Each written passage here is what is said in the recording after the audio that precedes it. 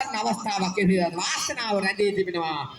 කර්ණමාන්නගේ කෙසේද හානියක් නෑ මුල් ලකුණු සංඛ්‍යාව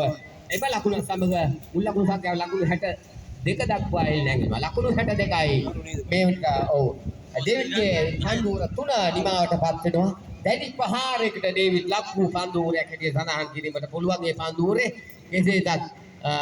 මේ වුණේට පන්දුර 5ක් නිමාවටපත් වෙන ලකුණු 62යි සාමාන්‍ය දල වේගය පන්දුරයකට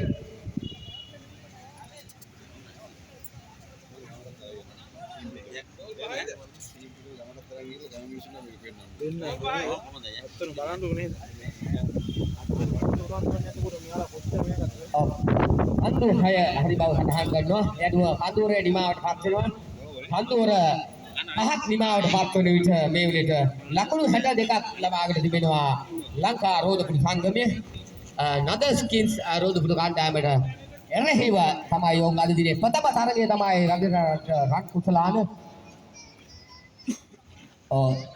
පවපේ අවස්ථාව ප්‍රථම පවපේ අවස්ථාව නිමාවටපත් වෙනවා. පන්දුර 6 නිමාවටපත් වෙන විට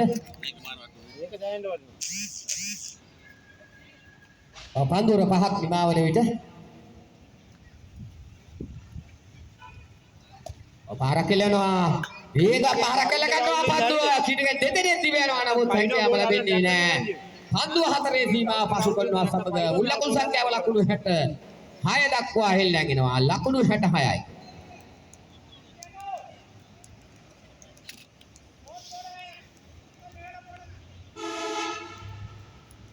කර්මාරත්නගේ පිටෙන් තමයි එම 4 අලංකාර 4 පහර එල්ලවන්නේ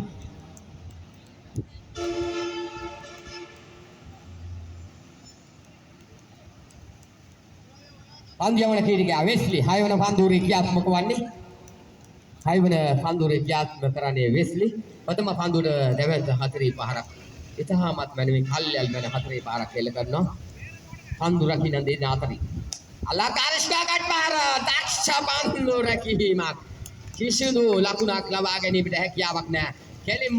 ලකුණු 4ක් කපා දැමූ දක්ෂ පන්දු රැකීමක් හැටියට අවිවාදයෙන්ම සඳහන් කිරීමට පුළුවන් නියත වශයෙන්ම ලකුණු 4ක් අලි තමයි එම 4 පහර වළක්වූ ක්‍රීඩකයා පාර කළ ගන්නා පන්දු තාට් පෑන් දෙසින් පන්දු ඇදිනවා 4 සීමාව ආසන්නයේදීම දක්ෂ පන්දු රැකීමකට යුතුනවා ඩේවිඩ් අනුව